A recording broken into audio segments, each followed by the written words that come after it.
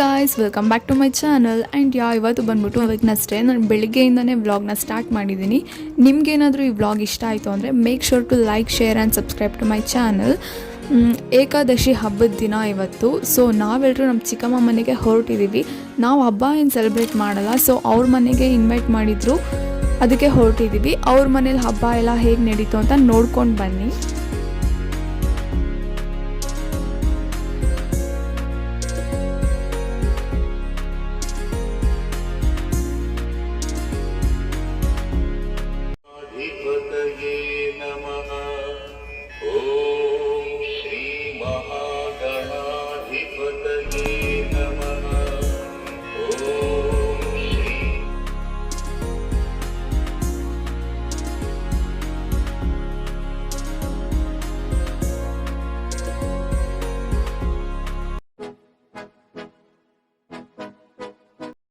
ಹಬ್ಬ ಎಲ್ಲ ಮುಗಿಸ್ಕೊಂಡು ಊಟ ಮಾಡಿಕೊಂಡು ನಾವು ನಮ್ಮನೆ ಕಡೆ ಬಂದ್ವಿ.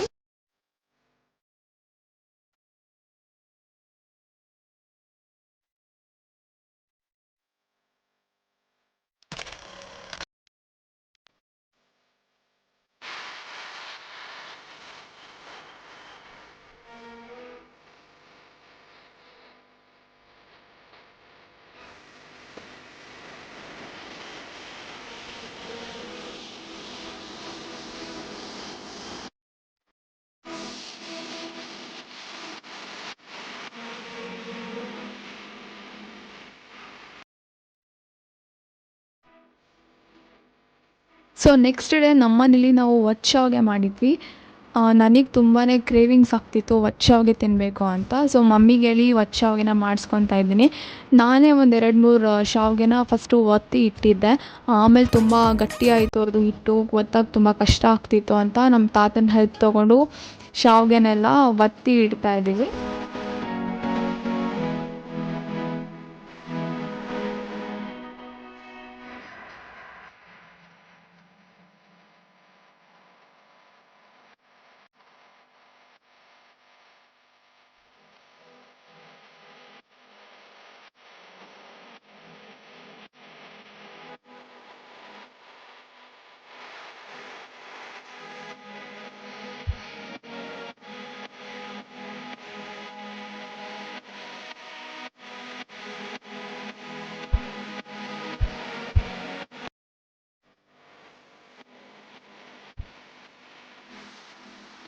ಶಾವಿಗೆ ಅಂತೂ ತುಂಬ ಹಳೇ ಕಾಲದಿಂದನೂ ಮಾಡ್ಕೊಂಡು ಬಂದಿರೋವಂಥ ಡಿಶ್ ಇದು.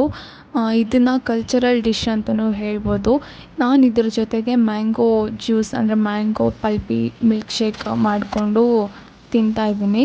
So best combination. ಆಮೇಲೆ ನಾನು ಹೂವು ಕಟ್ಟೋದಕ್ಕೆ ಸ್ಟಾರ್ಟ್ ಮಾಡಿದೆ. ಏನಕ್ಕೆ ಅಂತ ಅಂದರೆ ನಾವು ಬೆಳಗ್ಗೆ ಎದ್ದು ಪೂಜೆ ಮಾಡಿ ನೆಕ್ಸ್ಟ್ ಡೇ ಮಧ್ಯಾಹ್ನ ತಿರುಪತಿಗೆ ಹೋಗಬೇಕಾಗಿತ್ತು. ಸೊ ಅದಕ್ಕೆಲ್ಲ ಪ್ರಿಪ್ರೇಷನ್ಸ್ ಮಾಡ್ಕೊತಾ ಇದ್ದೀವಿ.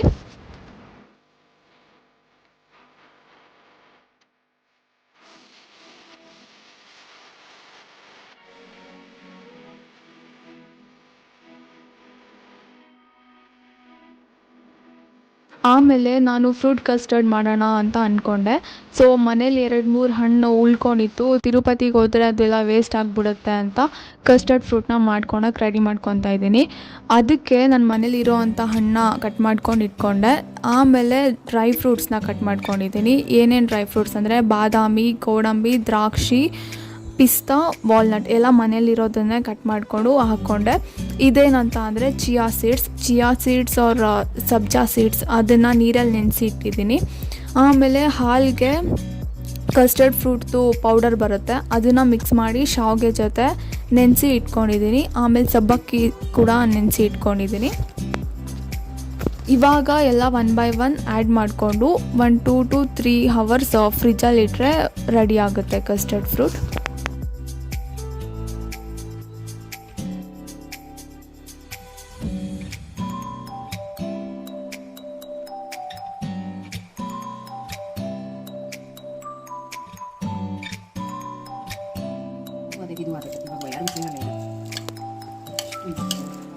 ಬಂದೆ ನೀಟಾಗಿ ಹಾಕ್ಬಿಟ್ಟು ಡ್ರೈ ಫ್ರೂಟ್ಸ್ ಹಾಕಿ ತಿರುಗಿಸ್ಕೊಂಡು ಹಾಕಿದ್ರೆ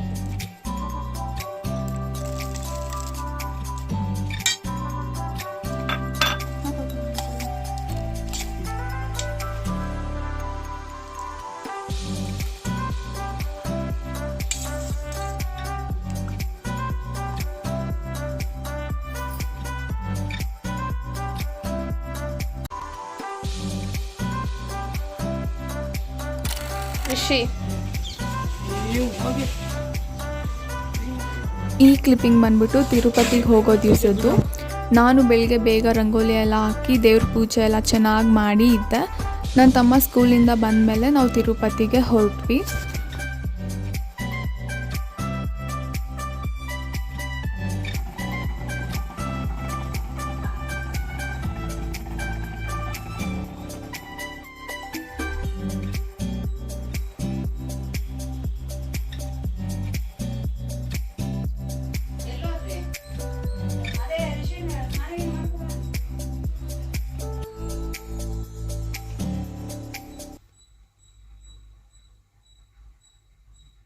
ನನ್ನ ತಮ್ಮ ಸ್ಕೂಲಿಂದ ಬರೋವರೆಗೂ ನಮಗೆ ಸ್ನ್ಯಾಕ್ಸ್ ಎಲ್ಲ ಪ್ರಿಪೇರ್ ಮಾಡ್ಕೊಳೋಕ್ಕೆ ಟೈಮ್ ಇತ್ತು. ನಮ್ಮಮ್ಮ ಅಷ್ಟರಲ್ಲಿ ಖಾರದ ಚಪಾತಿ, ಅದ್ರ ಜೊತೆ ಕಾಂಬಿನೇಷನ್ ಟೊಮೆಟೊ ಚಟ್ನಿ ಎಲ್ಲ ಮಾಡಿಟ್ಟಿದ್ರು. ಇದು ಎಷ್ಟು ದಿನ ಆದರೂ ಇಟ್ಕೊಂಡು ತಿನ್ಬೋದು, ಸ್ಟೋರ್ ಮಾಡಿ ಇಟ್ಕೊಂಡು ತಿನ್ಬೋದು, ಕೆಡಲ್ಲ. ಸೊ ಅದ್ರ ಜೊತೆಗೆ ಇನ್ನೂ ಕೆಲವೊಂದು ಸ್ನ್ಯಾಕ್ಸ್ ಕೂಡ ಪ್ರಿಪೇರ್ ಮಾಡ್ಕೊಂಡ್ವಿ. ತಿರುಪತಿಗೆ ಯಾರ್ಯಾರೆಲ್ಲ ಹೊರಟಿದ್ದೀವಿ ಅಂತ ಅಂದರೆ ನಮ್ಮ ಅಪ್ಪ ಅಮ್ಮ, ನಾನು, ನನ್ನ ತಮ್ಮ, ನಮ್ಮ ಅಜ್ಜಿ ತಾತ. ಹಾಗೆ ಆನ್ ದ ವೇ ಹೋಗ್ತಾ ನಮ್ಮ ಚಿಕ್ಕಮ್ಮ ಅವ್ರ ಫ್ಯಾಮಿಲಿನೂ ಕೂಡ ಜಾಯ್ನ್ ಆದರು.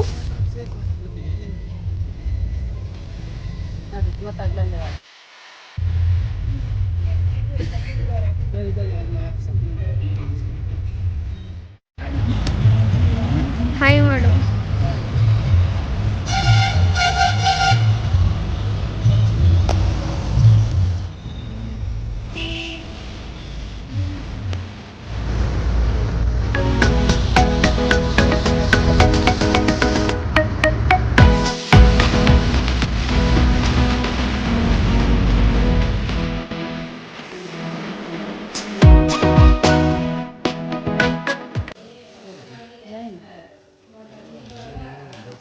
ಸೊ ಇವಾಗ ನಾವು ಬ್ಯಾಂಗ್ಳೂರಿಂದ ಚಿಂತಾಮಣಿಗೆ ಬಂದಿದ್ದೀವಿ. ನಮ್ಮ ಚಿಕ್ಕಮ್ಮ ಅವ್ರ ಫ್ರೆಂಡ್ ಮನೆಗೆ ಕರ್ಕೊಂಬಂದಿದ್ದಾರೆ.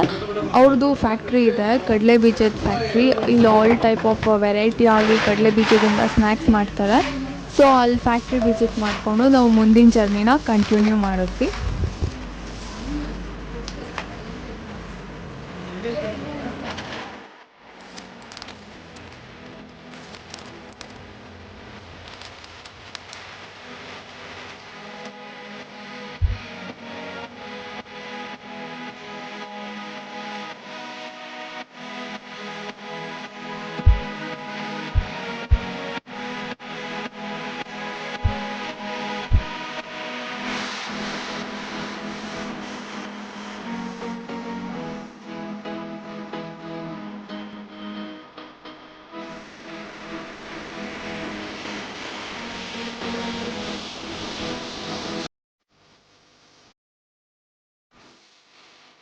ಇದು ನೆಕ್ಸ್ಟ್ ಡೇ, ಅಂದರೆ ದರ್ಶನ ಮಾಡ್ಕೊಂಬಂದಿದ್ದು ನೆಕ್ಸ್ಟ್ ಡೇ. ದೇವ್ರ ದರ್ಶನ ಅಂತೂ ತುಂಬ ಚೆನ್ನಾಗಾಯಿತು. ನಾನು ಫೋನ್ ಅಲೋ ಇರಲಿಲ್ಲ ಅಂತ ತೊಗೊಂಡೋಗೋಕೆ ಆಗಿಲ್ಲ. ಸೊ ಇಲ್ಲಾಂದರೆ ಕ್ಲಿಪ್ಪಿಂಗ್ಸ್ ಎಲ್ಲ ಆ್ಯಡ್ ಮಾಡ್ತಾಯಿದ್ದೆ. ಇವಾಗ ಸೈಡ್ ಸೀನ್ಸ್ ಏನೇನಿದೆ ಅಂದರೆ ತಿರುಮಲ ಬೆಟ್ಟದಲ್ಲೇ ಸರೌಂಡಿಂಗ್ ವಿಸಿಟಿಂಗ್ ಪ್ಲೇಸಸ್ ಏನೇನಿದೆ ಅಲ್ಲಿ ಎಲ್ಲದಕ್ಕೂ ವಿಸಿಟ್ ಕೊಟ್ವಿ. ಸೊ ಇವಾಗ ಪಾಪನಾಶಿನಿಗೆ ಬಂದಿದ್ದೀವಿ. ನೈಟ್ ಏನಾಯಿತು ಅಂತ ಅಂದರೆ ನಾವು 12 ತಿರುಪತಿ ರೀಚ್ ಆದ್ವಿ. ನಾವು ಸ್ವಲ್ಪ ಬೇಗ ಹೋಗಿದ್ರೆ ಚೆನ್ನಾಗಿರ್ತಾಯಿತ್ತು. ಕ್ಲೋಸಿಂಗ್ ಟೈಮ್ ಇದ್ದಿದ್ದು ಕೂಡ 12 ಅಂತ. ನಾವು ಅಷ್ಟು ಬೇಗ ಚೆಕಿಂಗ್ ಮಾಡ್ತಾರಲ್ಲ ಅಲ್ಲಿ ಹೋಗ್ಬಿಟ್ಟಿದ್ವಿ. ಸೊ ಇನ್ನೇನು ಟೋಕನ್ ಇಸ್ಕೋಬೇಕಾಗಿತ್ತು. ಟೋಕನ್ ಇಶ್ಯೂ ಮಾಡ್ತಾಯಿದ್ದಿದ್ದೆ 2 ಅಂತ. ಸೊ ನಮಗೆ ಟೋಕನ್ ಅಂತೂ ಇವಾಗ ಸಿಗಲ್ಲ, ಇನ್ನೇನು ಮಾಡೋಕ್ಕಾಗಲ್ಲ ಅಂತ ತಿರುಮಲ ಬೆಟ್ಟದ ಹತ್ರ ಹೋದ್ವಿ. ಅಲ್ಲಿ ಹೋಗ್ಬಿಟ್ಟು ಸೆಲ್ ಒಳಗಡೆ ಹೋದ್ವಿ. ನೋಡಿದ್ರೆ ಬೆಳಗಿನ ಜಾವ ಏನಾದ್ರು ದರ್ಶನ ಆಗುತ್ತೆ ಅಂದ್ಕೊಂಡ್ರೆ ನಮಗೆ ನೈಟ್ 1:30ಗೆ ಸೆಲ್ ಒಳಗಡೆ ಹಾಕಿದ್ದು. ಮಧ್ಯಾಹ್ನ ಅಂದರೆ ನೆಕ್ಸ್ಟ್ ಡೇ ಮಧ್ಯಾಹ್ನ ದರ್ಶನ ಆಯಿತು ದೇವ್ರದ್ದು.